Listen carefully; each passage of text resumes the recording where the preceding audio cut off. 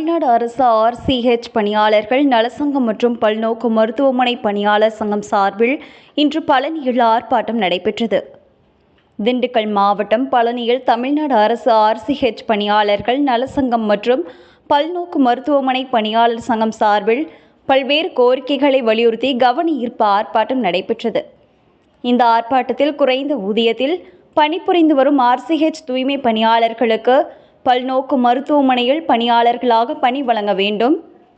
தமிழ்நாடு முழுவதும் பணிபுரியும் பல்நோக்கு மருத்துவமனை பணியாளர்களுக்கு ஒரே மாதிரியான உயர்ந்தபட்ச தினக்கூலியை வழங்க வேண்டும்.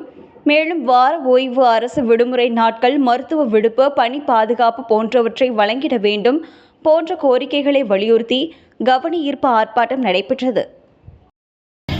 தமிழகம் முழுவதும் பணிபுரியும் பல்நோக்கு மருத்துவமனை பணியாளர்கள் அனைவருக்கும் உயர்ந்தபட்ச தினக்கூலியை சமமாக வழங்கிட பல்நோக்கு மருத்துவமனை பணியாளர்கள் அனைவருக்கும் சமமான உயர்ந்தபட்ச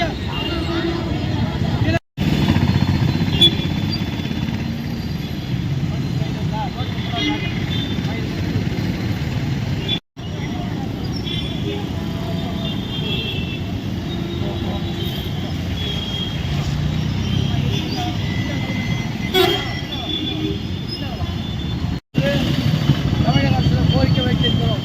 ஏனென்று கேட்டால் 15 ஆண்டுகளுக்கு மேலாக 19 ஆண்டுகளுக்கு மேலாக நாம் 1500 ரூபாய் மாத ஊதியத்தில் பணிபுரிந்து கொண்டிருக்கிறோம்.